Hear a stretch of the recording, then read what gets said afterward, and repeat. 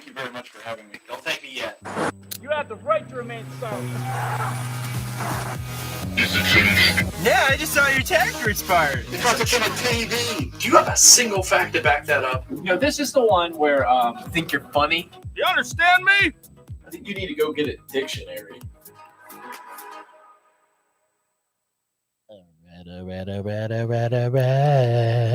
So I meant to show you this. Look what happened to me the other day. Go ahead. I was drinking from my Athletic Greens container here. Yeah. And see the threading, how it broke off.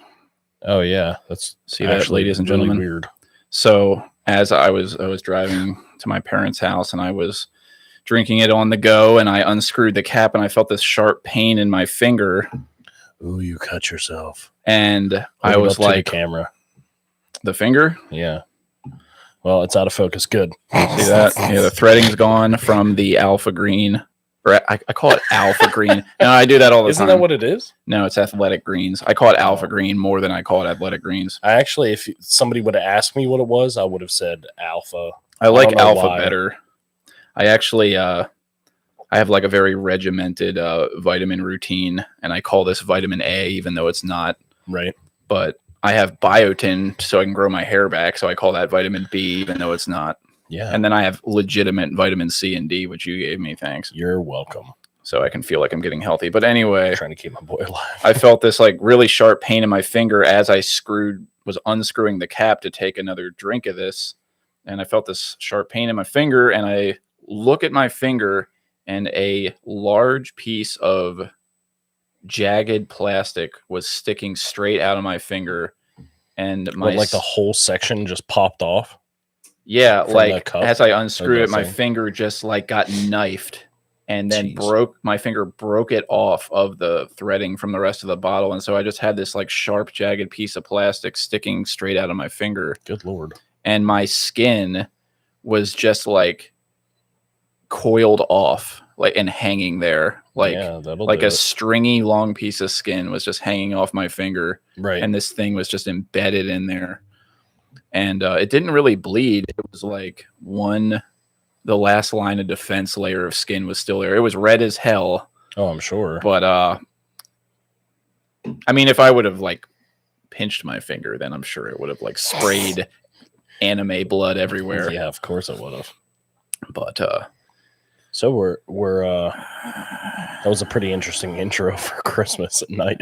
yeah, well, yeah, I'm always like, how do we start this? And Right. it's like, Coming to you live yeah, Christmas night. yeah, Christmas podcast, not planned, not scheduled. Right. Although we had said we wanted to do a Christmas podcast. Yeah. Just I mean, kind of like always, we were planning on doing a movie and all that good stuff, but life is Yeah. life. I mean, a Christmas podcast could be all kinds of things. It could Right. be about Christmas movies. It could be about the meaning of Christmas or what our meaning of God. Christmas is.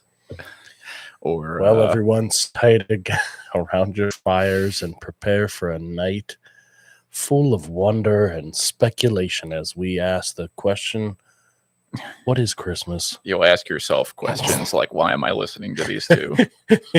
Like, well, I was sitting by the fire having a great night until I accidentally turned this on. It was chestnuts over an open fire, and then the Alchemy Point podcast came on, and then I was sitting there by myself all of a sudden.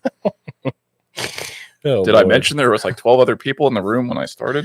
Well, first question for you could be, what is the most exciting thing this year for you at Christmas time? And or did you get anything special that you were just like, ooh, that's cool? I got clothes, and that was everything. Not that I'm not complaining. Like Yeah. someone. It was funny. Like when we were kids, we're like, oh, if you get clothes, then It's the worst. yeah. Which some kid in a third world country's hearing that, and they're just like, fuck you. Someone with just like a fucking flappy cloth over their crotch, and that's all they have. They wish they had like a nice warm Right. leather jacket. But I didn't. No, it wasn't a leather jacket this year. It was Yeah. I got a really cool jacket. It's sitting behind This you one on the behind couch. you, the greenish one. Yeah, Nice. I think it's American Eagle, or Oh. maybe it is. It kind of looks like that other navy blue American Eagle one that I used to have, Yeah. or I still do. It's in my trunk. It's been in there for years. It's your backup. Yeah. Well, I got a new car, so now it just went from one trunk to another trunk. Right. But yeah, so I got that jacket, and I think it's pretty sweet. And I got some sweatpants, Adidas sweatpants. I got an Adidas shirt. Good move. And that about covers it. Nice. What did you get for Christmas? What did Santa bring you? Well, not super excitingly different, but clothes. Yeah. Adidas, I bet. Actually, I don't think any Adidas stuff this Your year. family and somehow. friends know your taste. Just gonna burn all these clothes. It's Like American it's- Gangster. It's super funny because this is like the first day in a really long time that I'm not wearing the shirts that I normally do from 3Fit. I'm not wearing an Adidas hat. Oh, okay. I'm wearing Adidas socks, boxers, and shorts. I might be wearing Adidas socks. No. Dry. So my lower No, Nike. Oh no. You fool. So I didn't even know it. my lower half is up to par. This shirt I got for Christmas, which is the iconic Beatles walk with Darth Vader and stormtroopers. We knew that was coming. And this hat is this is Max, so it's an M and then V in the center. Max Verstappen is a Formula One driver who won the Drivers' Championship this year. Go Max Verstappen. And I decided I wanted a hat, but he drives for Red Bull, but he does like his own line like this, which is a little bit less abrasive than if I would get like a hat with Red Bull and his like driver number and stuff on it. Yeah. So that hat, it like makes you ask the question, like, what is that? I think it's cool. I like the green, obviously. And then his logo is pretty cool because it's kind of like low key. It's not like in your face that it's something, but yeah. But it was clothing. I feel like once you hit a certain age, you just kind of like, you're getting clothes because either you're cool with it too. Yeah. And either that, or it's just like, now you're at this age, it is purely functional. It is not like anything like off the beaten path, because at this point in your life, you're buying the stuff that's not 100% functional. So it's just like clothes or I can't think of anything. I wonder who the oldest person ever was that like threw a fit because they didn't get what they wanted for Christmas. Ooh. And like what they wanted, what they didn't get. There's probably like some like 50-year-old man child or something. Oh, who's like 90-year-old mother got them like a t-shirt or something, and they didn't get like Xbox Series X or something, and they just like and threw the shirt at her and stormed out of the house. Right. So at least we haven't sunk that low yet, but we're not. We're just in our 30s. I'm not saying children. We're not above it. Yeah, we'll feel even worse when we get to 50. And right. Yeah. Do you think we'll?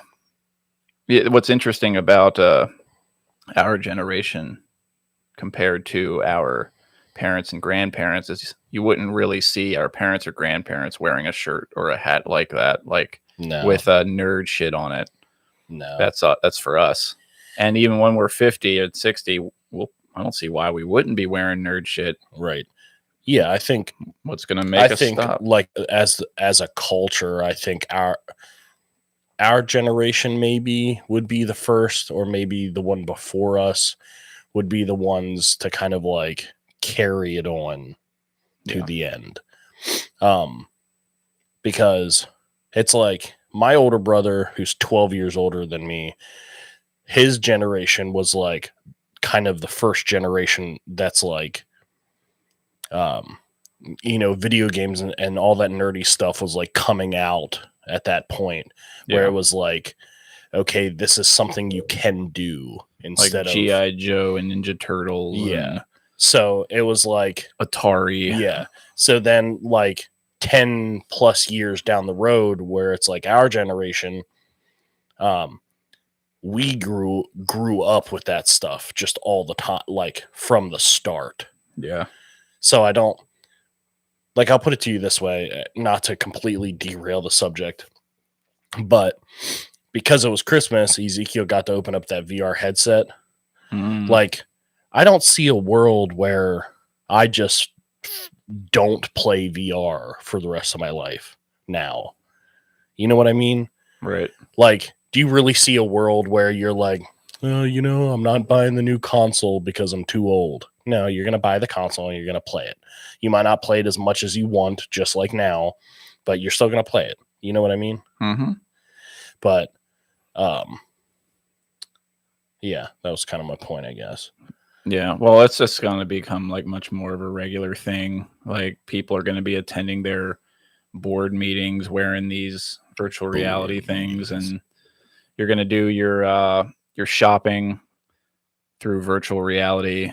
The days of pushing a cart up and down aisles and around Stockman is going to be considered so primitive. Yeah. You're just going to go into your virtual world, and then you're going to just be touching things like Iron Man or something.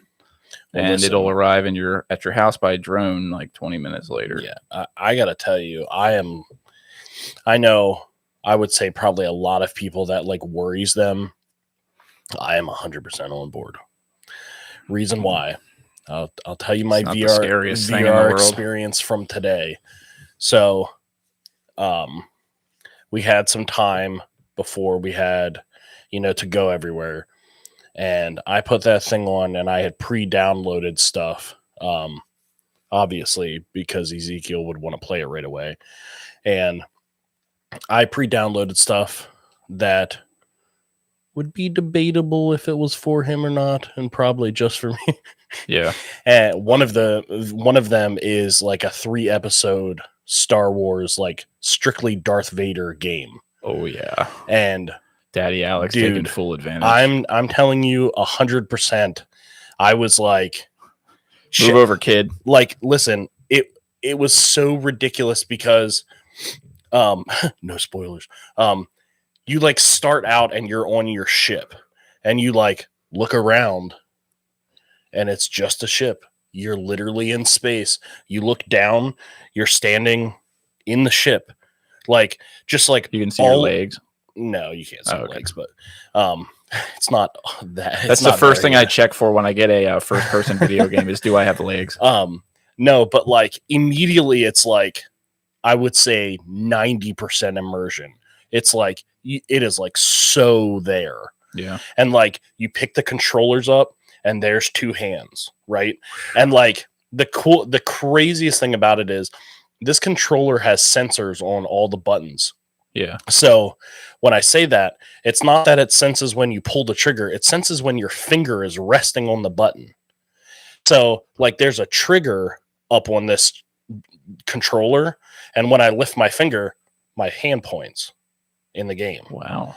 And if I rest it, it like rests. And then I pull the trigger, and then the finger pulls. And I'm like, we're right there. Like, it is so freaking close. Yeah. Like, it is right there. And then the game progresses a little bit farther. And, like I'm picking up objects on the ship and knocking my droid on the head with it. And it's just like, dunk, dunk, dunk. And Kim's like, babe, don't abuse your droid. And I'm like, this is all I've ever wanted in life, is for someone to tell me not to abuse my droid. And then fast forward later in that part of that beginning part of the game, Darth Vader is standing in front of me, and he's like 6'8", which is like the true height of like intimidating guy. I know he was over 6 feet. I want to say it's like 6'5" or something, like actual Darth Vader height. Yeah. And it is just like so immersive, to the point where like I thought I was going to get like sick from it, just because it's like, oh, your virtual reality. Yeah. Not the only time I was like, oh, this is odd, was when it was like I kind of forgot that I was just standing in my living room and like something would move, like the ship would move, and just like my natural body like goes to brace for the movement. Right. And then like there's no movement. The one I actually almost fell back onto the couch because there's a part where you have to climb this ladder, and to climb the ladder you literally reach up and then pull the triggers, and like your hand grabs the ladder, and then you pull yourself up, and then you go like this. And like when I lifted my character off the ground, I was like, whoa, like I was like, holy shit. Yeah. Like that was weird, just because like all of your senses are telling you like you're on a ladder now, but then like you're also your senses are like, hey, you're just standing still, reaching up in the air like an idiot. It sounds like such a mind fuck. I haven't tried any of this stuff yet. Oh, you will. I know. I saw on Snapchat. We'll wait today, until Ezekiel goes to school. Yeah. You can test it out. I was going through people's snaps, and like a bunch of people were wearing the Oculus thing and doing their virtual reality thing, and it was just funny to watch all the different ways of people like getting mind fucked by it. Oh, it's so and I'm cool. just like imagining, well, I wonder what that's like. And, oh, you'll know. Yeah, I'm sure I'll find out eventually. You'll love it. Yeah. Yeah. Next time I'm in your house, whenever that is. I know I only come in there like once every 2 years, but you live literally 20 feet away. You're like, welp, I'm never going in that place. well, I don't want to impose. No, I always feel like it's going to be a bad time. No. Not because you're the kind of person that it would be a bad time. That would be with like anybody. All the time. That would be like with anybody. It'd be like, well, I'll probably show up at exactly the wrong moment. No, I don't remember what we were talking before this, but it's just like I was telling like my older brother, he was asking how it was, and I was like, it is there for me. You know, what could it's like the main things they could do to make it better, like improve it right away? Honestly, I don't know, because like the standalone system, like like we have an Oculus Quest 2, which is its own system, so it doesn't have to be hooked up to a computer. It's not like a phone you go in. It's like its own thing. So I don't know necessarily how you would make that better, because that's why I say it's there for like a standalone system that doesn't have anything hyper fancy. It is as good as it needs to be. Right. Like, I mean, there are companies that are making like omnidirectional or 360-degree treadmills that you can harness yourself up and put a VR headset and then run, and that's literally move around. Yeah. I mean, that type of immersion, obviously would be better once you got used to it, because like this immersion is like you're looking around, you're grabbing and stuff, but like when you need to move, you're pushing the joystick. This is gonna get weird. Yeah. I just can't wait to see all the additions that they start tacking on for this thing, like all the accessories and to increase the immersion. Yeah. Like people are gonna be fucking like floating around and spinning in circles and upside down in some kind of gyroscope or something. Heck yeah, with like with like all these sensors and fans and shit on them to like mimic different smells and wind. I mean, think about that. They're already, I think it's called, I don't know the company, but the vest is called like a 4D vest, and you can wear it like now when you play Xbox. So you feel the bullet hole in your chest? No, it literally, like when you're getting shot, there's like sensors all over your chest and like your back. That's amazing. And it like, like you will know you're getting hit. Yeah. So like when all of this stuff gets like mashed together finally, and it's like, here is the standalone system, that you can take a 6x6 square out of your room, put this omnidirectional treadmill in, so you can do whatever you want, and you don't have, you're not going to run into anything.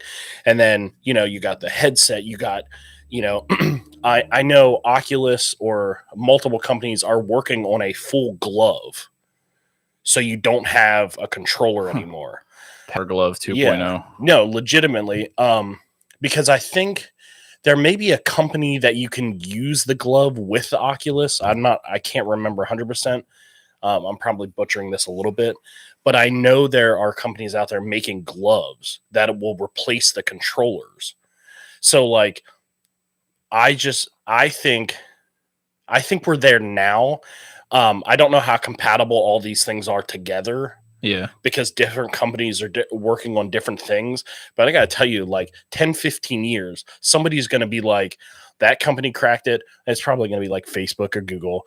But I mean, the way they buy up companies, it's going to be like, here's our mega VR, metaverse project that we've been promising.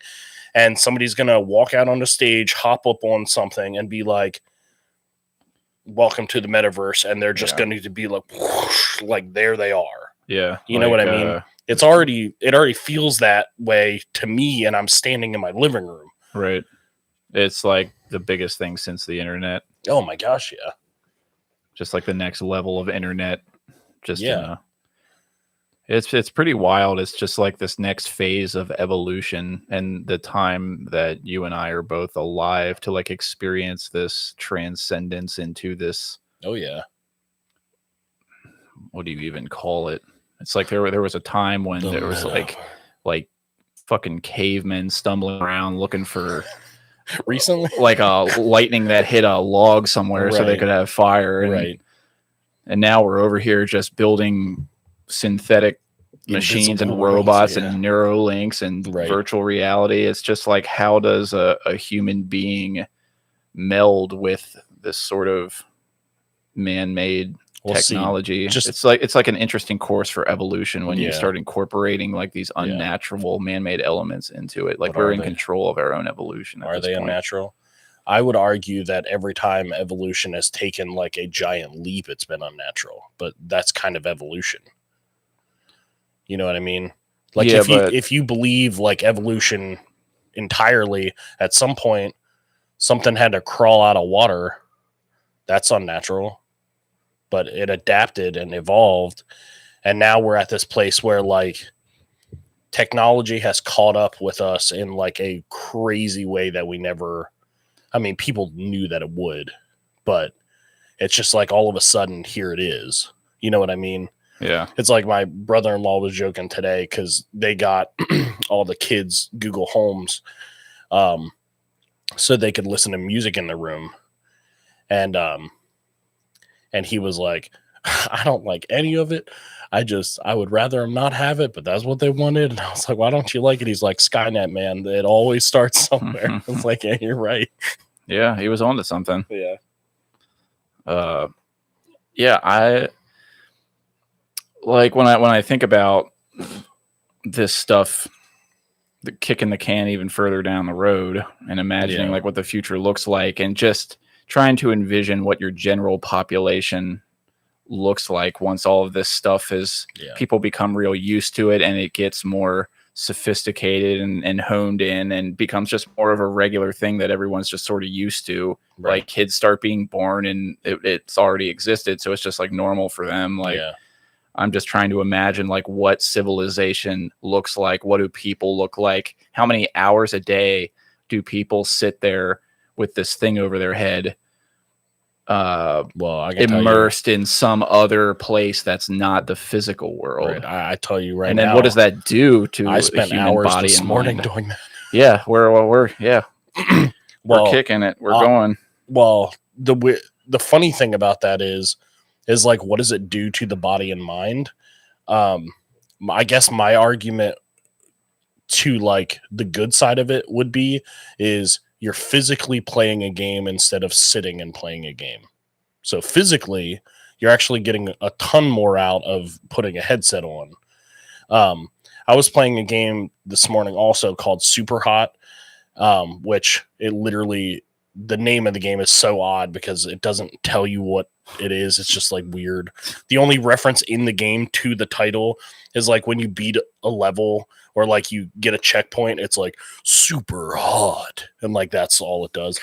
But what it is it's this, I think it's a really, really cool concept. So like you're a player, right? If you're dead still, time stops. When you move, all the bad guys get to move. So like your decision making is literally based on if I move here, they are also moving or this or that. And it's all like you're kind of still in one spot, which works really well for VR. So you can lean to like grab weapons or knives or guns. Yeah. And then you have to like kill the enemies. It's almost like Time Crisis, but like just like a tweaked version of Time Crisis and then a hyper cool VR version of it. Yeah. And by the time I was done with it, my legs like are sore from like an hour or two of doing this. Yeah. Because I'm literally doing up and down squats the whole time. I'm like juking left and right. Yeah. It's literally like a like a leg workout just doing that. Right. So I would say that's like way healthier for me than sitting on the couch playing Call of Duty. So like physically, I think it will benefit at least to a certain extent greatly because there are options just to sit on your ass and do VR also. You know, there is that version of VR. Which is always, it's always a choice. Just like, do I go to the gym today or do I not? Do I run today or do I not? So yeah, the mental aspect of it is a little interesting because I mean, I can tell you right now for a fact, if it wasn't Christmas Day and we didn't have to go anywhere, I would have had that thing on my head until the system died. You know, it ran out of battery because like, that's just how the enjoyment I got out of that was just like, oh man, wow. Just like at one point I'm literally holding a lightsaber and just like there's no instructions on the screen. I just push the button on the controller because I know that's what's going to activate the lightsaber because it's just like intuitive. Right. It's not like looking at an Xbox or PlayStation controller thinking like, oh, A, B, X, Y, you know, like what, you know, squares, circle, triangle, like which button is it? It's like, no, I'm literally holding a lightsaber in my hand because I'm gripping the controller. Yeah. And so there's like a trigger up here and then there's a grip button here. So like when you go to grab something in the game, you literally grip the controller and then you're holding something in the game. And then it's like physically like your senses are telling you you're holding it because you're literally just holding the controller. Yeah. Like that's why I'm like, it's there. And I'm like holding this lightsaber and I don't think, whoa, I wonder how to turn it on. I literally just reach up and push the button and I'm like, oh, wow. Yeah. Like, yeah, I could stay here forever. That's fine. I'll die. I don't need to eat. Yeah, that's so wild. You know, and I'm exaggerating greatly on that, but I mean, it's just like, yeah, you know, well, just to imagine like if it gets so good and there's almost like no point to even coming out of it.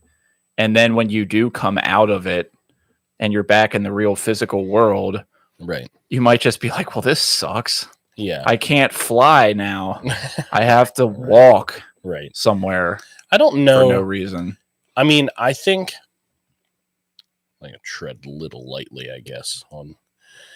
I think there will be some groups of people that get that way. I think as a mass, the human race will not. Will not spend more time. Will not get to the point where it's like, there's no need to come out. Yeah. I don't think. Because I've pictured people just sit, and I almost like wanted to write a script on this. Yeah, I attempted to at one point. I got like one page in, and then like we have got a brand new whiteboard here for that. I'm gonna put it to good use. Yeah, but yeah, like I just imagine people sitting. Well, the idea was. Let me back up a little bit. Yeah. Remember, I mentioned the idea about the attic. Yeah, yeah, and for some reason, like 6 or 7 people end up in this attic and they cannot leave the attic. I don't know why yet. I don't know if it's zombies, a plague, AIs killing everybody, right? Aliens, who knows? For some reason, these people are in this attic. is a virtual reality chair, Right. and there's only like one of them. There's 7 people in the attic, but there's only one chair, and it's maddening to be Not the one in the chair. Right. So they have to like share it and take turns, Right. but they also need some kind of like fuel or juice Right. or like a power cell for the Right. chair. And then I had this thought about like, there's like in some attics, there's like that little circle window that some attics have, or like a little window space. Like, Right. I imagined like this AI robot or whatever every once in a while, maybe like once a week or once a month, would like check in with the people, with the survivors or whatever, and check in on them in that attic and give them like a status report, but give them just the need to knows, like the world outside. Yeah. Yeah. And he's like, trust me, you can't leave this attic. Like, I'm going to tell you just what you need to know, but you have to stay here. Right. And here's your power cell for your chair. And you people have to do this, and this, or I'm not giving you a power cell. Right. Like something like that. But I pictured like these people, or maybe it's a power cell, and maybe it's like in addition to that, it's like a IV bag or something. Yeah. And that's kind of also how I imagined it, is like someone that never fucking comes out of this thing. They're just sitting in a chair with an IV bag, just feeding them their nutrients. So they never even have to leave. They don't give a fuck about their physical body. So they're just a blob laying there, or a skeleton. I don't know. Yeah. And that's all. Their body is just a empty vessel, basically, Right. that their brain lives in, that they're plugged into, like, Matrix shit. Isn't that what we already are, though? I mean, what do I know? I can What barely. does that mean? I don't know. Well, I don't know. World's crazy. No, it's a good line of thinking. Segue. By the way, if anybody steals the script idea, take note of the date on this video. So just little C with a circle around it. Copyright. Don't touch it. I'm working on this. We'll go black and edit this and bleep out this whole section. Yeah. Or It's too just valuable. Bleep out like 20 seconds at a time. Yeah, just the key parts. Speaking of The Matrix, I watched it. Oh, did you? I did. And Did you watch it at all? no. No, I haven't even gone to see Spider-Man. What kind of a person I watched am that I? also. Yeah. So Kim and The I fuck have went I to been see doing the past- Spider-Man in the theaters. It was the first movie we have seen in the theaters literally since COVID happened. Wow. So this is like You said Spider-Man or Matrix? Spider-Man. Okay. The Matrix, we buckled and just watched on HBO Max. Keanu said not to do that. I don't care. I will. To put it, You're dissing the most respected guy in the world. To put it lightly, I would have been very disappointed to spend theater money on The Matrix. No, that's not true. I would have enjoyed it in the theater. AMC. Got to well- up that stock. Well, we Gotta don't go have see it any at AMC. AMCs around here. That's unfortunate. Hanover should get one. And a IHOP. But go on. The Matrix, Spider-Man. There's a spot right down here at the road for an IHOP. I don't get why they won't. Yeah. Instead, it just collects trash. Maybe that's what we need to do. We need to buy it and then hire the staff and managers to run it, and we can just profit. Yeah, the restaurant business is pretty freaky. Anybody out there that sees this, that has money, that wants to go into a IHOP business venture with us, let us know. We're changing it to IHOB, which stands for International House of Burgers. Surprise. What was I going to say? Oh, okay. So I'll start with The Matrix. I mean, you can say certain things with Spider-Man. Sorry to cut you off, but like, go ahead. I can accept some spoilers with Spider-Man. I know. Spoiler alert. Should I even get into this? Go ahead. I mean, because I haven't even fucking Well, seen then it. I'll start on. Yeah, I know that the other Spider-Mens are in it. Yeah.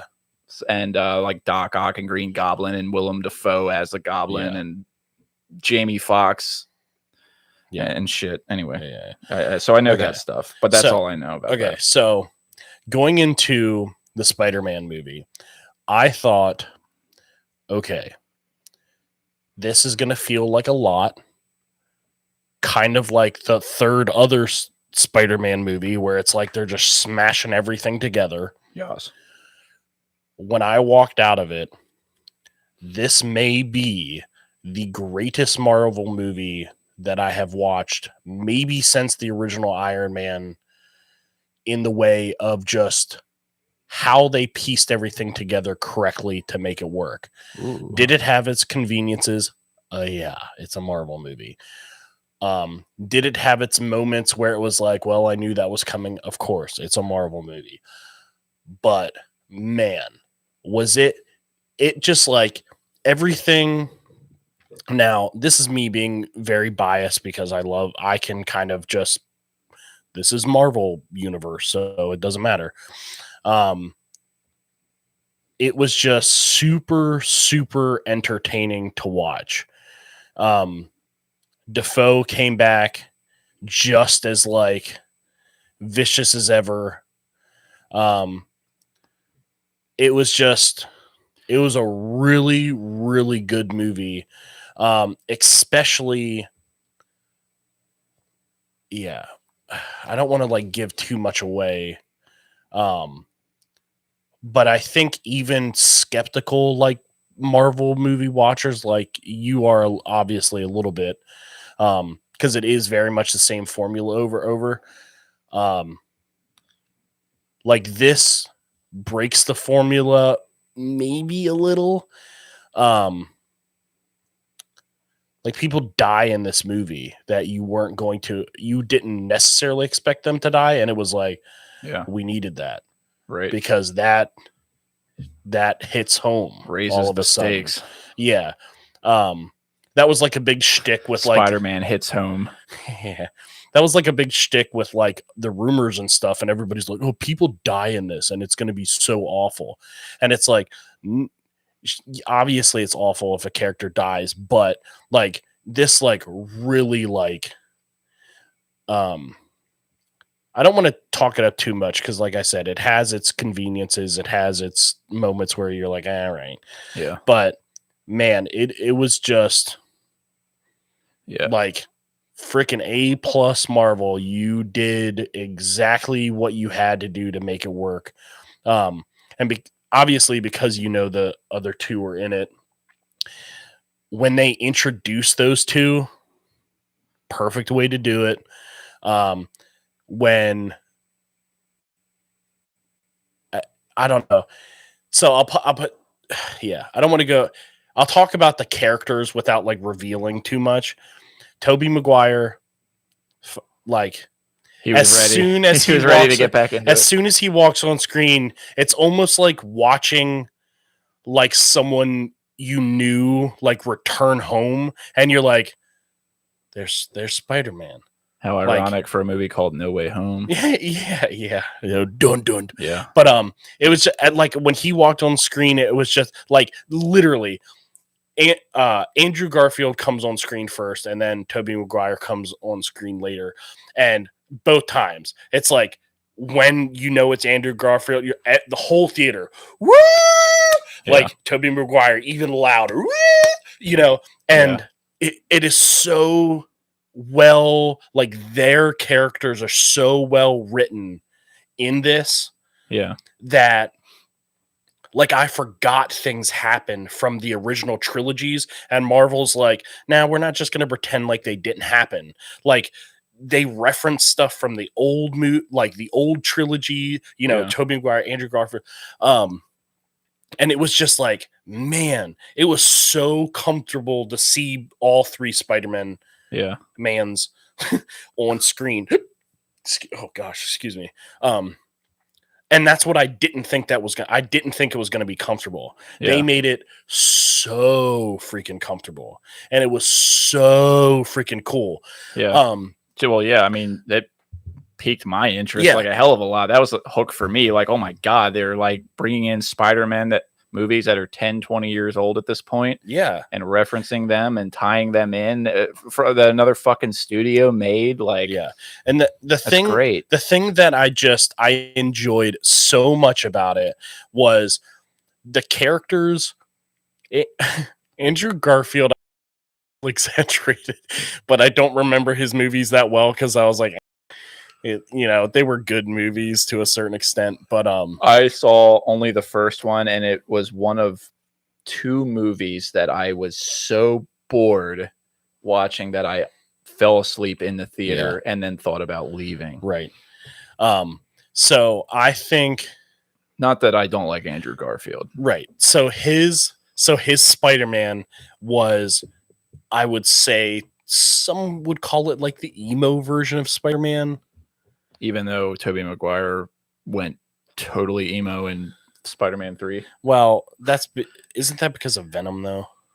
There was some fucking black slime landed on his bicycle and so Andrew Garfield's take was a little bit more like emotional, I feel, like just generally, where Tobey Maguire's was kind of a little straightforward. Like, it's just, here's your Peter Parker. Yeah, it was just kind of like, it was the difference between the actors and the writing and nonsense.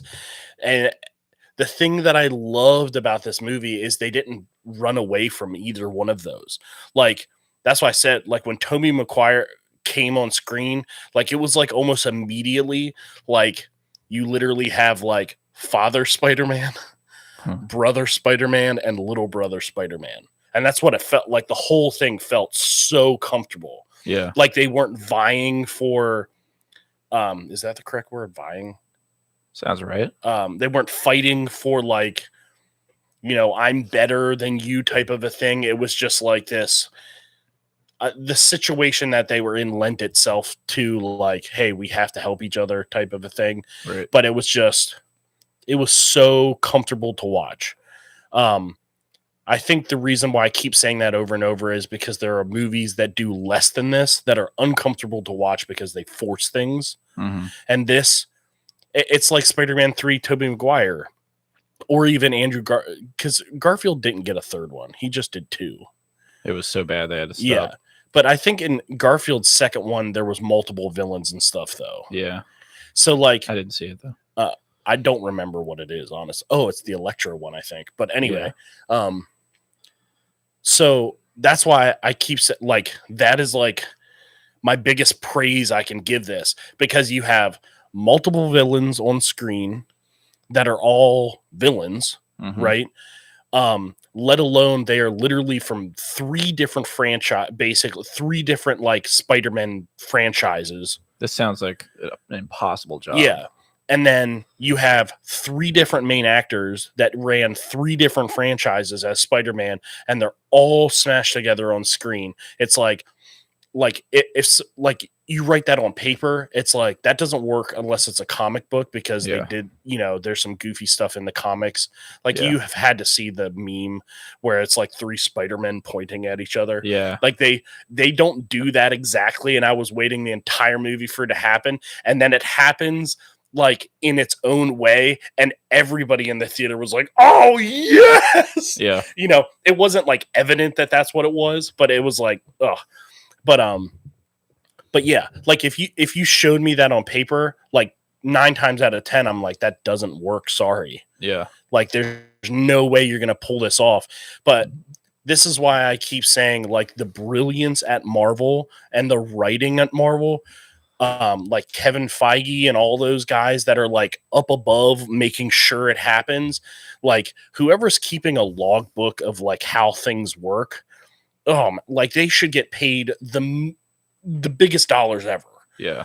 I just think the writing at Marvel is 10 times any other type of production company, studio, whatever you want to call it. It is just in its own league because some of the things they do shouldn't work. I mean, think about the Avengers. Like that you don't do that. Yeah. You know what I mean? Like and it reasons freaking worked. Yeah, there's 1,000 reasons it and shouldn't have they worked. did it multiple times. And like, some of the movies are Yeah. But because well, I remember seeing Iron Man 1 in the theater, which is awesome. And I remember like I just remember watching that, and I was like, this Tony Stark guy is just the coolest motherfucker. He is the most fun to watch of a character that I have seen in so long. I could listen to him all day long. And I did not know that that was a setup to a bigger plan. Right. I did not stay after the credits and see his talk with what's his name? Samuel L. Jackson. Mm-hmm. I did not Nick Fury. Yeah. I don't know why I was blanking. I kept wanting to Drunks. say Morpheus, and I'm like, that's not correct. Well, people would They're get the it. same character in a Yeah. way. That would be a good segue into the Matrix. Yeah, we'll get to that. I didn't know that they were doing what they were doing until I watched The Hawk, where it was Edward Norton. He only for that first was run the attempt. Yeah. And then I don't know if it was post credit or not, but then I saw that scene like in a bar where Tony Stark comes in. Yeah. And I'm like, oh. Yeah. And I was like, this is amazing. And I remember just having this feeling of like, this is so fucking cool. Because it's not like a sequel in the way that we're used to sequels. They're building a universe, and all these movies are culminating. It's like every movie is its first movie, and then they all thread together into like one ultimate sequel. Right. That would have been a shame if it was bad, but it was so good because the writing was good. And I never would have imagined that it would have gone beyond Avengers 1. Like after I saw fucking Iron Man, if I even knew at that time in 2008 when I was watching that, that I didn't know they were going to culminate to the Avengers, much less Spider-Man, No Way Home, Tobey Maguire, Andrew Garfield. There's just like in my head. Yeah, and Sony at the same time was like struggling to do that. It was like this could never happen. There's just too much red tape and bullshit. You could like never, they couldn't make it happen even if somebody had the coolest idea ever. Right. And was like waving it around like, look, this is cool. Everyone would be like, yeah, well, that's tough because red tape. Super spoiler. At the end of Spider-Man, there is a spoiler that brings in yet another character from another studio. And this is why, I'll just tell you because it's whatever. The Venom movies with Hardy? Yeah, Tom Hardy. I didn't see him. I think it's Fox. I think Fox owns Venom. Oh, maybe. I don't know. Hey, Google, who owns the rights to Venom movies? Sony. On the website /film.com. All right. Well, she's going to keep talking. Hey, Google, shut the fuck up. Hey, Google. Stop. Okay, so it's Sony again who owns Spider-Man also. Okay. So somehow they got, Venom and Carnage and all that stuff. So Sony did the Venom movie, and it was good. Like, I've never been like a huge fan of like the Venom and Carnage stuff and like the symbiote and whatnot. And it's not that it's not good. It's just like I wasn't that interested in it. Right. But the movie was okay. And obviously they set it up to do another one, and that one naturally came out already or is coming out with because what's his face? Woody Harrelson is Carnage. Is that right? Oh, wow. Woody Harrelson is I think so. Marvel villain. Oh boy. So anyway, I won't look it up. That's I think that's it. Woody Harrelson, Zombieland, right? Yeah. Yeah, then it's him. I just watched that. Anyway, at the end or like mid-credit scene, so it pops up at this bar in wherever land. I guess it's tying into like the old or the Venom movie that he did.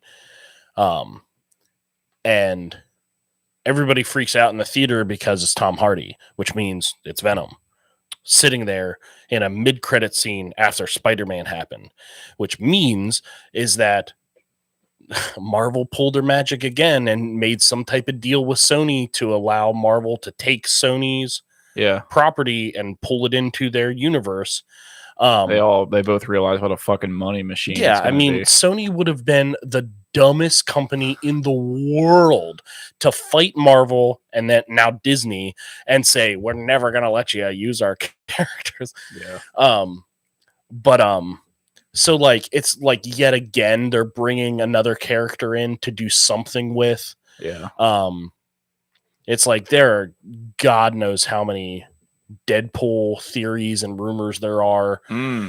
Because I know that's Fox. I'm almost 100% positive that's Fox. Yeah. Pretty sure. Which Fox also did like owned the X-Men and stuff like that, and that's why Marvel hasn't like pulled them in. Oh god, there was gonna see Hugh Jackman come in there. One last run. Jesus God. But and then Capcom's gonna come in there. but why would Marvel versus Capcom? A whole movie? It would be gross. That would be as bad as the new freaking Mortal Kombat movie. But anyway, started on the writing was and hopefully stays this brilliant forever. But yeah, that's my sum up of Spider-Man. I know I kind of ruined maybe some of it for you. No, but not really, because I didn't see Venom. Yeah, I mean, I would watch it again in a heartbeat, honestly. Just because it's a fun movie to begin with. Yeah, and then this is just like Tom Holland, who's Spider-Man now, he has been like the young, carefree type of Spider-Man. Yeah. And this is Tobey Maguire and Andrew Garfield Spider-Man men were kind of thrown into like, this is the tough life right at the beginning when Uncle Ben died. And, this is, great power comes with great responsibility, that whole shtick. And we saw it twice. Whoop-de-doo. And Tom Holland's Spider-Man went through basically 2 movies and the Avengers stuff. More, I wouldn't say 100% carefree, but it was like nothing really impacted him the way the other 2 got it. Yeah. This movie changed like that entirely. And it was just like, wow. Like, what a freaking mix-up. Like out of nowhere, I could talk about it forever and talk in circles. It was just really well done. It was just stupid good to me. From a business standpoint, especially like a studio standpoint, and trying to think of ways to crank out more movies or excuses to crank out more movies. Right.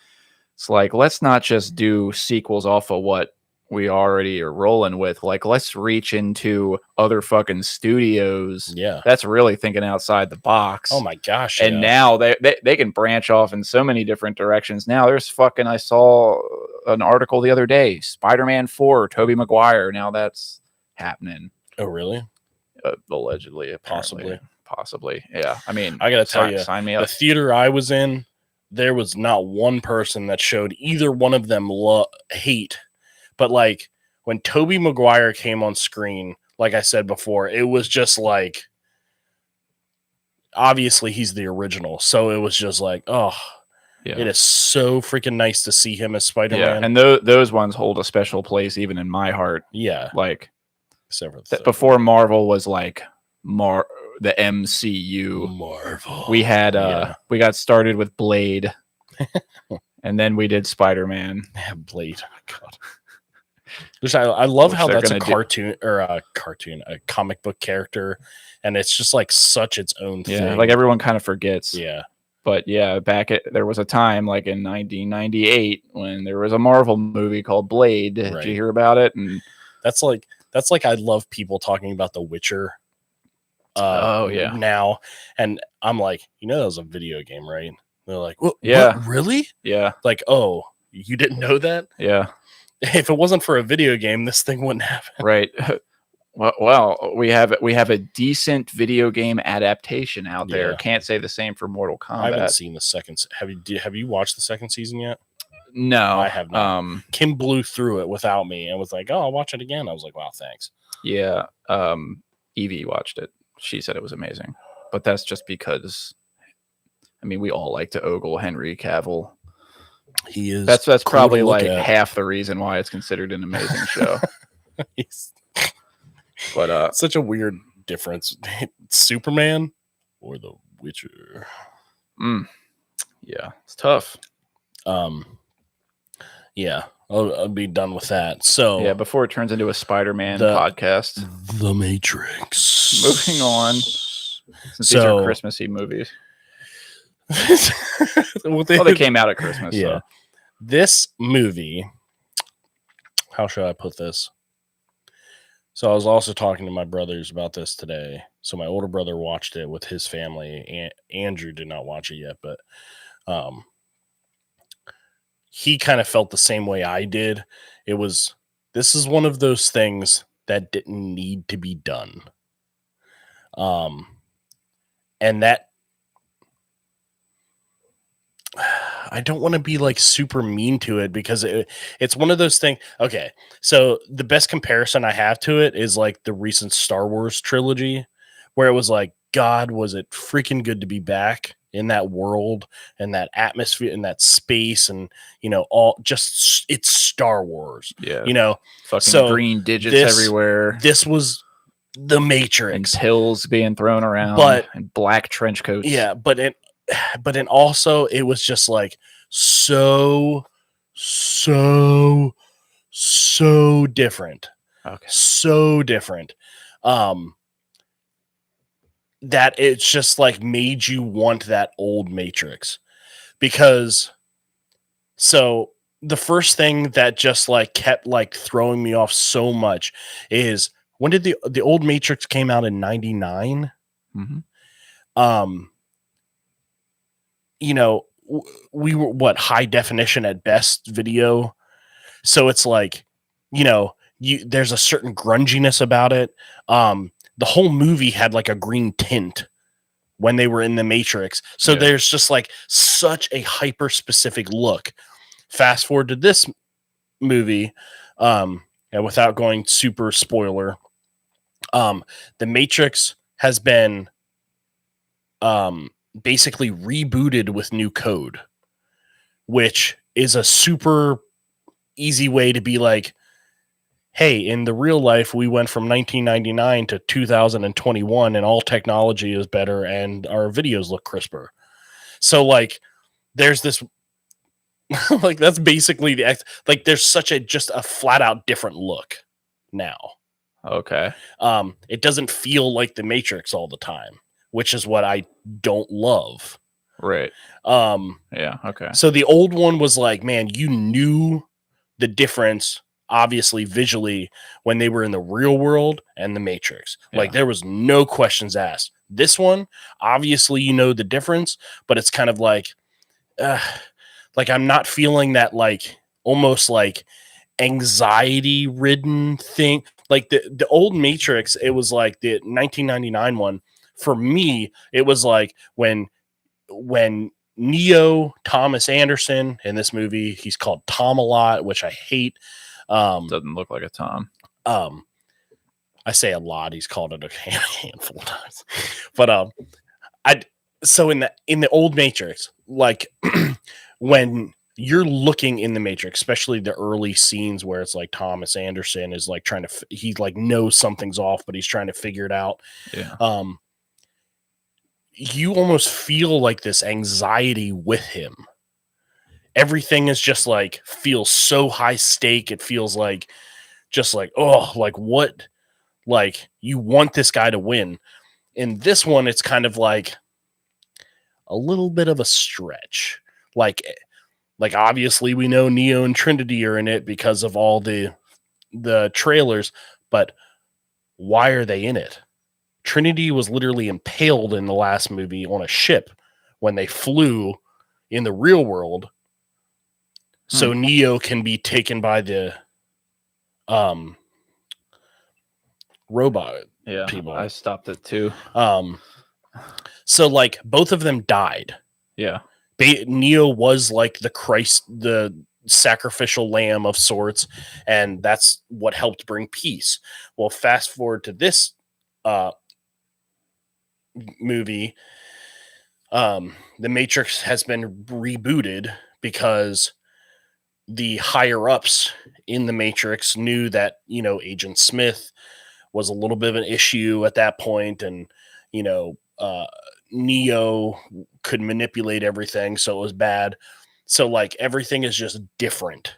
Yeah. One of the, this won't spoil anything, but one of the opening scenes is like kind of like a remake of Trinity's opening scene where she's like typing on the computer or whatever it is, and all the cops like surround her. Yeah. And she does like the wall run and scorpion kicks and stuff. And I was like, oh man, this is cool, you know. But then, you know, you get into it and it's kind of like, I see why they did a lot of the stuff. Like, so I think it was, I don't remember how to pronounce her name. It's Lana Wachowski. She like wrote and directed it with like 2 or 3 other people wrote it as with her. But it still feels like The Matrix in some extent, but then in others it's just like it's not the Matrix I remember. Like that first Matrix movie, when I got done watching it, I was like, I'm going to watch it again literally right now. And I think I watched it 2 times back to back. I was like, that's just like how much it like hit me, where I was like, God, like this is so freaking good. Yeah. Like the visuals on the screen are good. The writing's good. Directing's good. The like philosophy behind all of this stuff is just like so like on point. Like they nailed it. Yeah. The Wachowskis did.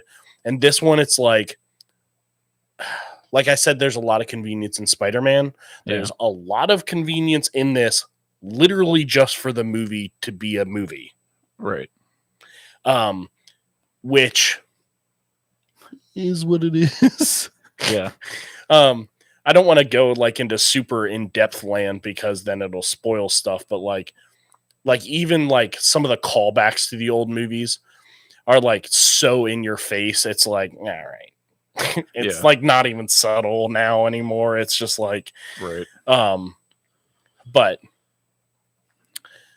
part of me wants to watch it again because I feel like maybe I would appreciate it more. So when you finished it, were you like not sure how you felt? No, I was pretty sure. I was just kind of like, all right. Okay.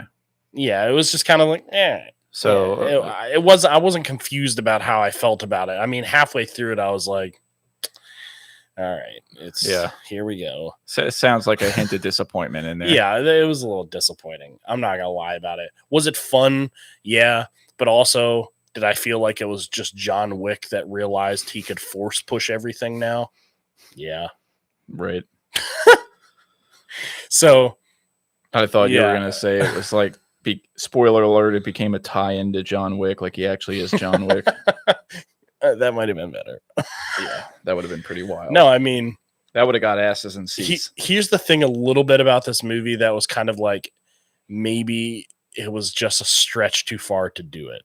Like if they would have done this shortly after the third movie, I feel like it would have been a little bit more acceptable. Like you can, just tie everything in, right. You know, this much of a difference. It's like, like obviously Keanu Reeves is not young anymore. He's trying. I mean, this guy is literally doing John Wick and he has to just like take pills. He has to.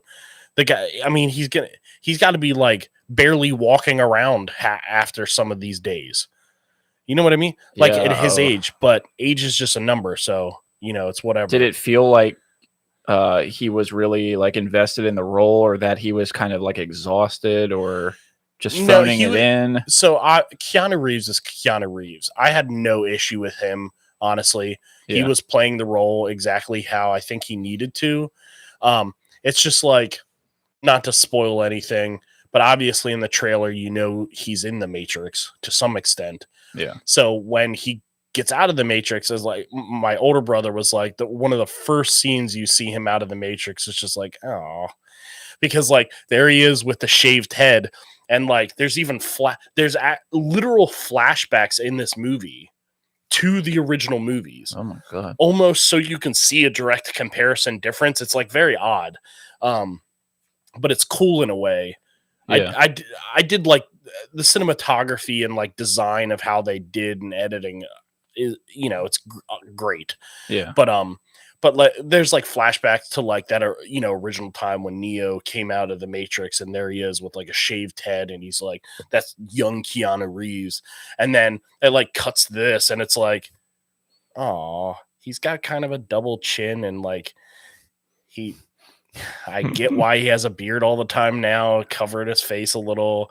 Yeah. It's just like it doesn't like hold that like potency I feel like the original Matrix did. Yeah. And when I say original Matrix, I'm not necessarily talking about 2 and 3, even though they kind of hold a Star Wars like disbelief in my head. I enjoyed both of them. Right. Obviously, they extended a little too far on them, but it almost doesn't make sense for me to go see 4 because I haven't even seen 3. I don't necessarily know that you need to, I guess, but okay.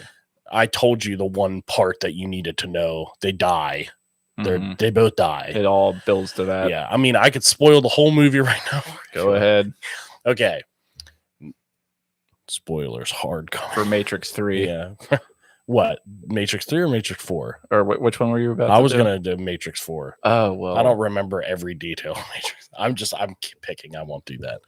But there is, I feel like one of the things that let me down, or like the movie down a little bit, is how do I articulate this?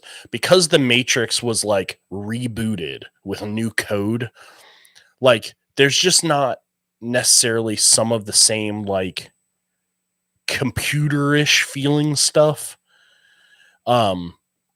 Which is maybe where I'm losing kind of like I'm not convinced, in our little like score thing. Like, you're not convincing me this is the Matrix anymore. You're just saying this is the Matrix and it's new and it's pretty. Yeah. Because like, you remember all the agents from the first one? They didn't all look the same, but for God's sake, they all looked the same. They weren't the same guy, but they were agents. Like, you knew, and obviously in this movie, like, you know who the agents are, but it's like, it doesn't have that same computer feeling where it's like, oh, that's like code copied over. Right. It's like, that's just very different people. Yeah. Or I don't know how to say it even. So Neil Patrick Harris is in this, and he plays a character called the Analyst. Oh, that's right. Or I remember seeing him in which trailer. Like, the thing about it is like the old movies, the characters in the old movies were just like so well like executed, I guess. Like memorable. Like, you knew that character by the end of the movie. Yeah. This one feels a little fast. It's just kind of like, we're here now. Okay. And blah, blah, blah. Everybody knows who Neo is, and we got to get him. And, it's just kind of like, this is so weird. And then by the end of the movie, and you're just blatantly told why all of this happened in the movie. You're just like, there's a character that literally is just like, this is why we needed you. And just like literally the whole plot line is explained in dialogue, which is very awkward. To me, it's just like, I don't understand that, I guess. Like, I don't necessarily, like, if I wrote a movie and I was like, the plot line of this movie is a dog eats a hot dog and then poops. And then at the end of the movie, someone's like, you know why all this happened? Because the dog ate a hot dog and pooped. Like, don't you feel like that's a little forced? Like, what are you doing here? Like, why? Well, that's not necessary. It's not comic relief. You're just, it's a serious scene. So, and I won't explain that to you because that'll ruin it a little bit, a lot of it. But you're told like why all this happens, basically, slightly throughout it. And then Neil Patrick Harris' character is just blatantly, blatantly just like spills it out. Yeah. Spells it out. Spills the beans. To Neo and Trinity. Just to their face, and you're just kind of like, that's the reason? Like, that's all it was? And it's like they're treating it like you're supposed to be wowed by it. Yeah, and it was just like, Yeah. Oh, And then at the end how of the much movie, longer? at the end of the movie, they fly away literally the same way, like a callback to like the first movie, when Neo's like, and like Rage Against the Machine is playing, and it's like, ooh, hip and cool. It really sounds like they were kind of grasping for straws to Man, resurrect this franchise. And the thing that I hated Just about throw it some fucking nods is at the old movies. Yeah, there's an interview with Keanu, and I guess it was like the interviewer asked like, hey, how did you find out about the movie or whatever? And he's like, oh, Lana texted me and it was like, hey, you want to do like a Matrix 4?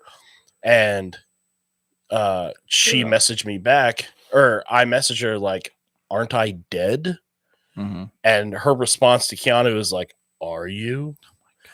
And he was like, well, then I was intrigued. So she sent me the script. That's retarded. I was like, oh, God. Obviously, like that little bit is intriguing. But like after I sat through the whole movie, I was like, oh, Keanu just should have done John Wick and retired.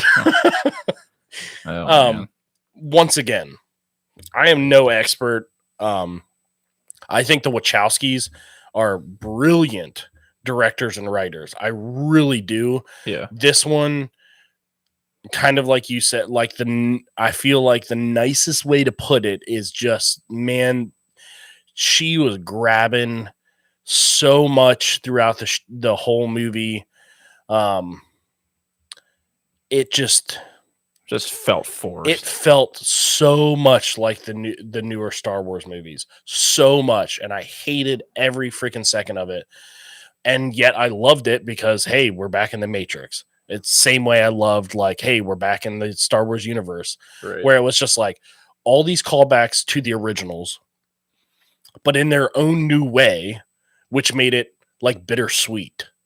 Yeah. Did it commit the crime of being boring at all? Or was it just kind of like, I don't think it was writing decisions boring at all. That's good. At least it wasn't. I don't think so. Boring.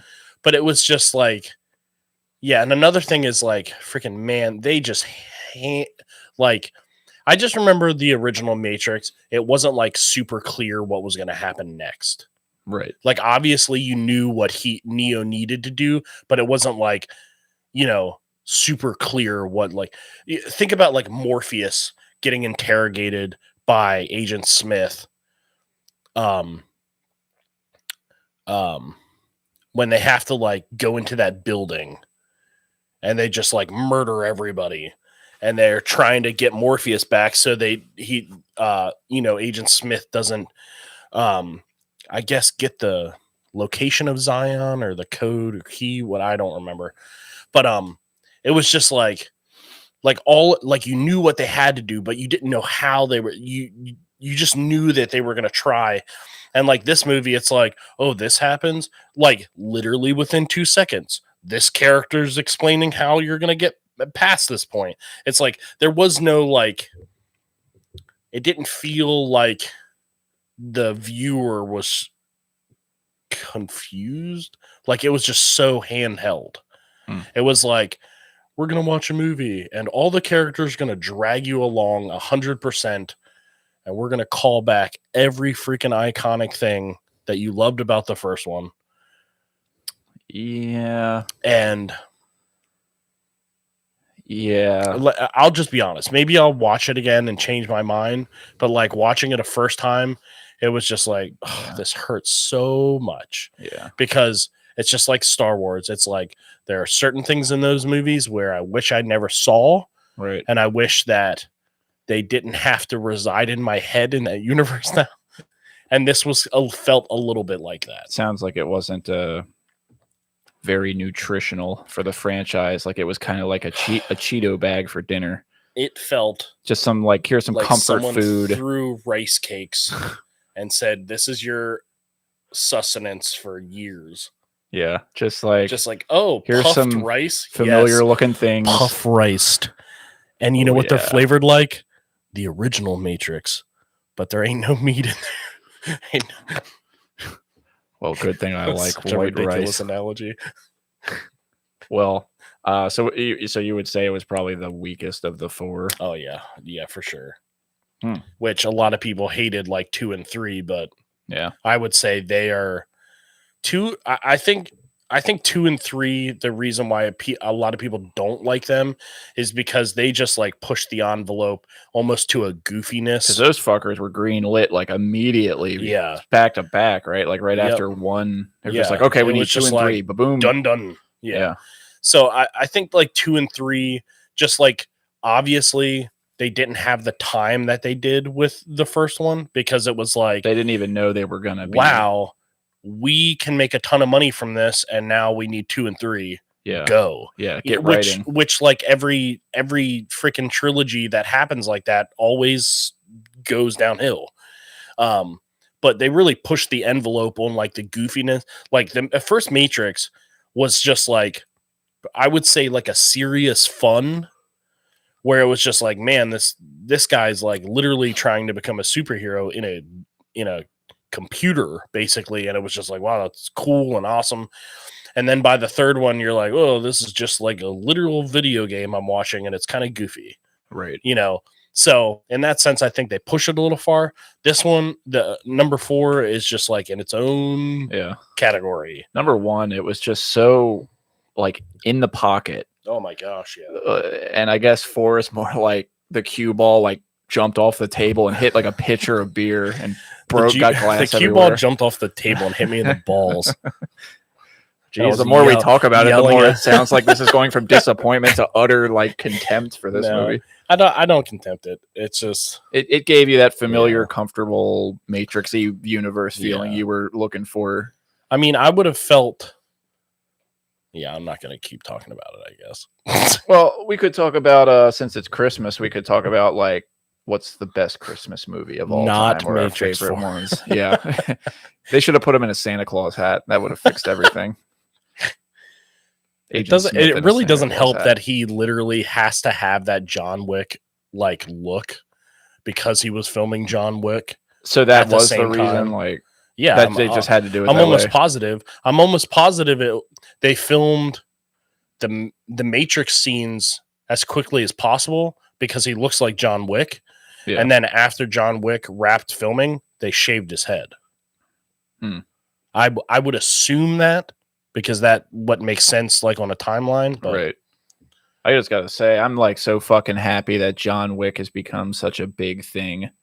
Like, because after that first movie came out, I wasn't sure that it was really gonna go beyond that. I was like, okay, here's another one of those like really good gems here's a good example of an action movie that I wish more people would have thrown their money at, so we could have got sequels. And now John Wick is like fucking just cranking them out. They're probably doing a 5 that's probably been announced. But I can't wait to see 4. It's got Donnie Yen. Oh yeah, I can't wait for that. Is he the villain, do you know, or is he like I'm not sure. Ally? I know in John Wick 3, it's not that I didn't like it. I felt like by the third one, it was kind of like we're kind of seeing the same stuff now. Yeah, I kind of got that, like a symphony of violence with which I wasn't tired of it at all. I'm just hoping 4th can change it up slightly, or it may start to feel a little boring. But it'll be one of those things again where I can kind of like bypass that and be like, hey, we're in the universe still. Yeah. So it's super enjoyable. Right. Remember saying like John Wick 1 and 2, hands down, like the best movie and sequel. It was just spot on. Yeah, it was pretty. And there was like it was cool how John Wick, like there's a universe to these movies that feels very comic book like, and there's all these rules and things that operate in a certain way that aren't necessarily don't operate in the actual world. Right. So it's cool. There's like there's a lot of expanding they could do there, and it's like a good example of something starting small and expanding into a bigger thing. Right. But where some movies just like force it. This is an example with John Wick. Like in the first movie, they introduced some elements that could be expanded on in further movies, like with the Continental and the fucking gold coins and the assassins and the contracts and everything is like they just got to build on that over time. Yeah. And by the third one, I don't know, maybe we were kind of like, maybe they just didn't expand the universe as much. I've only seen the third one once. Yeah. I honestly, I wasn't Halle Berry in that. Yeah. She had like the dogs and stuff. Yeah, like that was the new thing. Yeah, we those have were dogs cool. now. But it didn't feel like it was like, because like John Wick was like, it felt like this big. Like, this is the circle I'm in. Yeah. We hear about things, or like we know it's like more than what we're seeing, and we let our imagination run. And then it's like John Wick 2. Yeah. And then John Wick 3. And it's like, Yeah. like it's just a little too close to home. Yeah. Copying 2 at this point, but Yeah.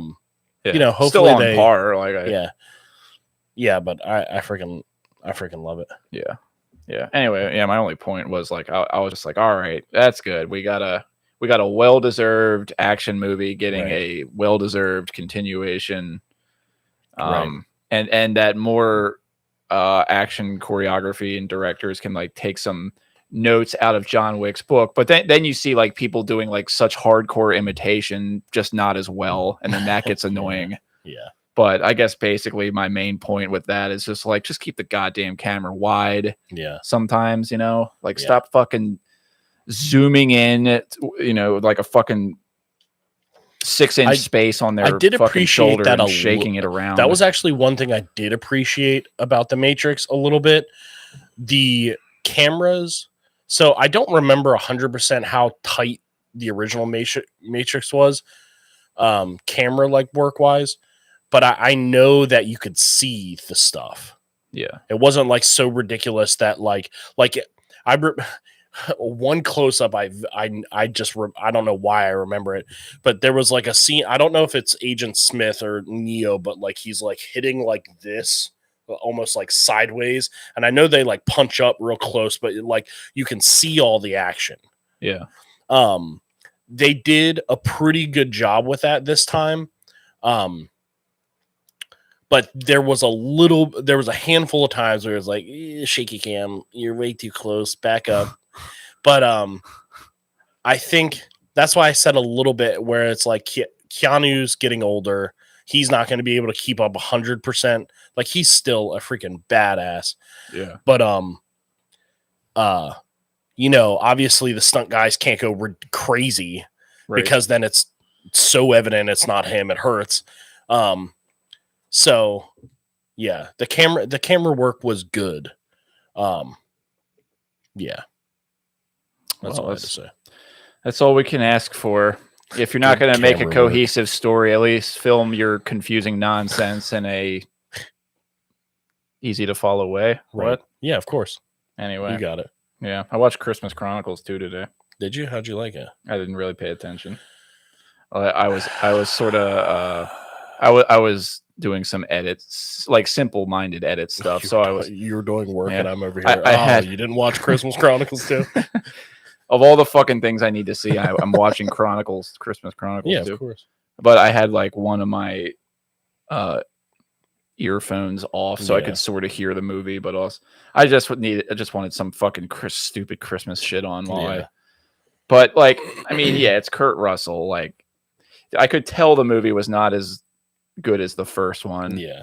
I still think it was pretty good. Oh, that's right. Yeah, you said you saw it. Yeah. Yeah, I mean, whatever. The only thing was like when we're like in the North Pole with the elves. Yeah. That just looked like straight up fucking Toy Story or something. No, that is a straight up, like, we went from live action to that is a like our Pixar. Budget is going to be spent basically on Kurt Russell. Yeah.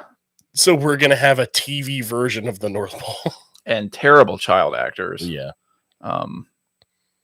So why can't these kids grow up a little bit more dedicated to their art? Just fire them, put them back in school, get another kid in there that knows what the hell they're doing. Which child actors are you talking about? The main ones? The girl was okay at times, because they were both in the first one. So I thought the little black kid, I don't remember him. He was in the first one. I thought it was like an older brother and a younger sister. Mm-hmm. Yeah, those two were in the first one. I don't know about the black kid. I don't remember him. But then there was like the fucking the fat elf. kid who was The like a elf guy. dick, Yeah. and I thought he was like kind of pretty terrible. But you know, Kurt Russell, he's just having fun with it. You're Santa Claus, okay? Aha! He just does his fucking Kurt Russell thing. Like he gets so into whatever role, and he's just a charisma behemoth. Yeah. Like he even made me enjoy that musical part. Oh yeah. Oh, and I don't fucking watch musicals. Right. I mean, anyone who knows you're missing me a was whole genre. Well, I did watch An American in Paris. Did you ever see that? No. Forced to watch it in film school. It was cool though. It was such eye candy on the screen. It's like a musical can be. Yeah. It's never gonna be like it's gonna be the last thing I would put in, Right. like somewhere next to like just some fucking Pixar movie or something. Yeah. Not that Pixar movies are bad or musicals are bad. Yeah, you They're always just like comment on animated movies like they're the lowest of the low. Yeah, some people prefer tea, other prefer coffee. Some people, I don't know. But anyway, so best Christmas movie of all time. Home Alone. Really? Yep, that would be The first one? Yep. For me, it's more of like a nostalgia thing because it's just like it's almost like Lucky Charms with us. It's like, what's the best movie we ever created? That one. For those of you who don't know what Lucky Charms is, that's the first video Alex and I ever made together. We decided, let's just fucking make a movie. We didn't have a plan. We didn't have an idea. Literally nothing. No idea. And I got this green hat, this leprechaun hat from, I think I was at Busch Gardens or something. And I just like wanted it as a prize, or I bought it. Like I saw it and the idea hit me right away. I was like, bam, Lucky Leprechaun gets his Lucky Charms still, and he gets pissed off. And he goes hunting for his Lucky Charms. That's the whole video, really. Yeah, this is my mind. Like, instead of like thinking of anything like actually like, I don't know, but we were just starting. So it's like, we got to make something just fucking stupid. Yeah, we don't want to overthink right away. So like Home Alone for me was just like, man, like watching that as a kid, like Macaulay Culkin, like just like act his heart, like he was just like a genius child actor at that age. It's just like, you know, in my head, it's like, that's what I would do if I was home alone and robbers tried to come in. Like, it was just like, as a kid, like that movie was your imagination. Mm-hmm. And a lot of us, we just fast forwarded straight to the part where the traps were. I remember I always liked, when I was little, I always liked Home Alone 2 more because I thought the traps were more elaborate and painful looking. Yeah. Marv is fucking the best. Yeah. Like my brother-in-law today at my in-laws' house had it just said Wet Bandits, and it was like their mug shots and like a couple, something else down below. I was like, oh, I like that shirt. Yeah. Did you ever see the third one? It's not bad. Where's the third one? What's the New York one? 2. Oh yeah, that's right. Where's the third one then? It takes place in some neighborhood somewhere. It's just some house. Yeah, and it's like some fucking little 8-year-old kid. It's not Macaulay Culkin. Yeah, I was gonna say he only did the 2. Yeah, right. Now there's 4 robbers. Oh gosh. And they're like going after this fucking computer chip that somehow got put into this kid's toy car that was a Christmas gift, and they're trying to get the computer chip back because it's like a missile chip or something. Yes, yeah, of course it is. Yeah. But I thought the robbers were like, I haven't seen this movie in ages, but I remember like enjoying that movie a lot, and I didn't understand why people didn't like the third one. Right. Like everything was still there. It's just people couldn't get over that it wasn't Macaulay Culkin and Joe Pesci and Daniel Stern in it again. Yeah. Now we have like all these new people, but it was still good. Like, yeah, I think, the traps were, the traps were great. The villains were fucking fine, I guess. Like, especially this one guy had like long hair and he was so crazy. Right. I remember like the one main villain, he's like this Russian guy, but he sort of looks like he's Mongolian or something. He's like the scariest fucking dude ever. I almost want to say I watched this on TV. Like I definitely didn't go to the theater or anything with it. Yeah. Yeah. I think like everybody that's our age has probably seen it at some point. Yeah. remember at the beginning, he's like shoveling the fucking snow for Mrs. Hess, and well, I don't know. I'll just end up talking through the whole movie and everything that happens. Okay. But yeah, then I never saw past 3. Then shit looked like it just went to complete dumb town. And then they just came out with a new one that people on YouTube are making like videos about, just tearing it apart because it's so acting bad. like psychopaths. Yeah. But my favorite Christmas movie, I guess I'm just gonna say Die Hard. Really, I mean, it's. Oh my god, what a cop out! Yeah. There you go. I mean, it's just. As a kid, that's it's always fucking good. It's just always good. It's always fun. It's just one of the best paced movies ever. Yeah, it's really good. Yeah, and so many memorable characters. You got John McClane. You got the Hans Gruber villain. Hans Gruber is the funniest name I've ever heard in my life. Yeah, just this sophisticated, suave but ruthless. Brooklyn Nine-Nine fans. Hans Gruber. That name I've heard probably more on Brooklyn Nine-Nine than like understanding that it came from Die Hard. They reference that all the time. Yeah, because the main guy, Jake Peralta, who's Andy Sandberg. Yeah. That's his favorite movie is Die Hard. So like throughout the entire show, he's always talking about Die Hard references, and he's like, this could be my Hans Gruber. And it's always like those type of comments, and I always just laugh. Yeah. The great show. But yeah, Die Hard is something good. That I liked about that movie is like you could always you felt like you had an understanding of the layout and the blueprint of the environment. Yeah. That it was taking place. A lot of action movies, it's just we're running into rooms. We've never been in there before. Right. We're shooting. We're cutting to a shot of a guy with a gun. Then we cut somewhere else and another guy's getting hit. Right. In Die Hard, like you understand the blueprint, you understand the strategy of how he has to outmaneuver all the baddies because there's more of them. You like understand that there's like 12 or 13 of them, and where their locations are. So like you're kind of in on like the strategy, and it makes it more immersive because you can really imagine yourself like, shit, if I was like in this situation, like how would I be handling this? Right. I love it when a movie, when you can understand and follow the logistics that a main hero or character would actually have to figure out, not just mindless shooting in every direction, just killing a bunch of fucking nameless bad guys, a bunch of people who are on screen for a half a second, and that's all their screen time in the movie. Yeah. I just not into it.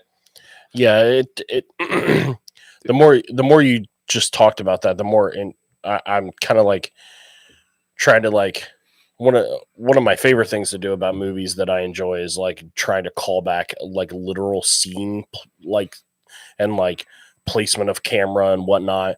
Yeah, and there was like there was multiple times where it was like I'm almost positive like a still shot that was like fairly and awkwardly like wide for Hollywood, where it literally was just like letting you look at the room. Wow. That's crazy. Why'd they let him get away with that? Yeah, really. Because like, especially when all those guys, like they're gathering up all the people, and wasn't there like a waterfall in that one? Not a waterfall, like a water fountain or a water thing. And that I don't remember. Anyway, like when all the employees were together, I know there was like a couple shots where it was like pretty wide, where it's like you can kind of get a lay of the room, like you said, and then here's all the people, and it just like it allows your mind to not have to think about not important things, right? Which I know sounds really ridiculous to say, but there are definitely movies, like you said, where it's like run and gunning, and you have no idea where you're at, in like the layout of wherever they're at. So that's interesting. Yeah, it just kind of it builds this blueprint in your mind. Keep that in the back of my head. You don't even really realize it's happening, but it like sets it up for later when shit does go down in that room. Then it becomes more important. Right. And yeah, just the fact that it all takes place in one building. Gotta get them establishing shots. Yeah, so important.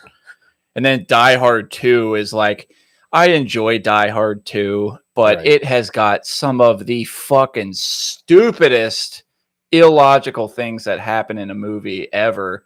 Like, there's this whole thing going on where there's some baddies and they're in cahoots with some other baddies, but they can't let anyone know it. So there's a point in the movie where they get in a firefight with each other. Oh, that only makes sense. But they can't use real bullets because they don't actually want to kill each other. They want to convince everybody that they're actually fighting. So they use blanks. And then John McClane, in trying to like prove this to the police department or the asshole police captain. Right. Keep going.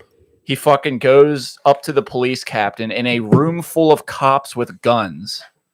And he takes an MP5 and is like, these fucking baddies are in cahoots with each other and I can prove it. And the cop's like, you're stupid. You're under arrest. I told you not to come in this room again or something. And so John McClane's like, oh yeah, you're not going to believe me. How's this? And he holds up the MP5 and starts shooting at the police chief in front of everybody. Now in John McClane's mind, it's like, oh, these are just blanks. These aren't going to kill him. I'm just making my point that the baddies are using blanks to make it look like they're in cahoots. But you don't fire a fucking automatic machine gun at a police captain in a room full of police officers that are holding pistols in their hand. So he grabs one of the bad guys' guns? Yeah, like he was there when the baddies were fighting with each other, fighting quotes, and he ended up with one of the guns that had blanks. So he fucking goes into the police station or something, and to make the point that the gun has blanks, instead of just showing him that there's blanks in the magazine, he fires it at the police captain. And then he unloads like 30 rounds, like a full magazine at the captain. Right. And then when it goes click, click, click, you're looking around the room and all the cops are standing there like this. Like, we got our guns out, but then we realized that the bullets weren't harming the captain, so we didn't shoot him. Okay. So it's a little unbelievable. Okay. So every fucking cop in that room, all 30 of them, was able to decipher that all those bullets coming out of that gun had to be blanks because the police chief hadn't fallen over yet. Right. In that amount of time. Like, imagine if like you're at Walmart and you have like, so say you have a license to carry, right? And you see somebody come in and just like hold up a gun to the cashier, just go boom, and you pull out your gun and you're like, wait a minute, the cashier hasn't fallen over yet. They must be blanks. And then it also has. Well, you're not accounting for all the training those police officers. Yeah. Well, yeah, they must. Guys, at any moment we could have a scenario where there's terrorists fighting terrorists with fake. They had the extra is this a blank challenge test. Probably, yeah. It's so dumb. And then it also has it's the movie that has grenades with the longest fucking fuse ever, where they throw these grenades and honest to God, they don't go off for like 30 full seconds. They give McClane all the time he needs to escape from the grenade explosion radius. Of course. It's so retarded. But it's still a fun movie. And Die Hard 3 is better than 2. Well, that's good. But yeah. And then 4 was great too. And then I didn't see 5. I would rank my Die Hard movies 1, 3, 4, 2, and I'm sure 5 would be last, but I'm not ever going to see it. Right. Well, hey. Merry Christmas. You don't always win. Oh. Nope. But you can't appreciate your wins if you don't have some losses, right? Very true. Very true. Well, I think that's a good and interesting place to end it. What's the time? 1:30. Okay. 1:38. Okay. It's getting a little late. Guess we better close it down before we say something stupid. It's been a long day, ladies and gentlemen. Yeah, I have been awake since all of today. I didn't sleep last night. Then I was awake all the day yesterday. You didn't sleep last night at all? Not a fucking wink. So you've been up wide for awake. Like more than 24 hours? Way more, yeah. I did not sleep at all last night. And I had every fucking reason to be asleep. Huh. I mean, I had talked about it yet, but I did that wrestling match. Oh, you want to talk about that on air or off air? I could get started and then change my mind somewhere in the middle. Well, let's just end this and then we can talk about it. Okay. Okay. Well, everyone, I wrestled last night after drinking alcohol on an empty stomach. Don't ever fucking do that.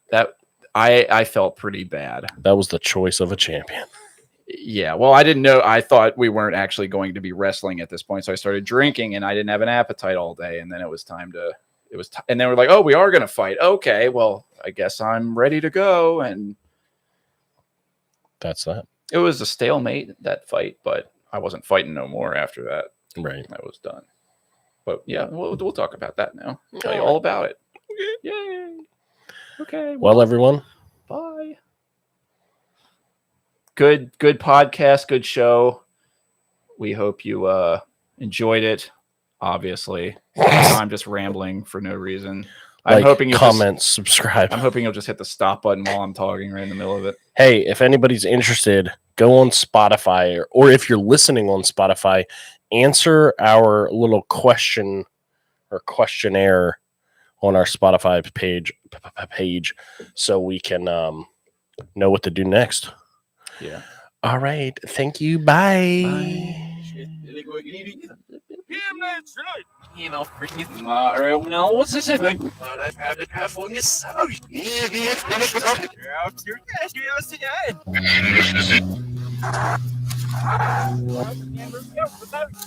Hey, you guys want to come over again? You ran a shit.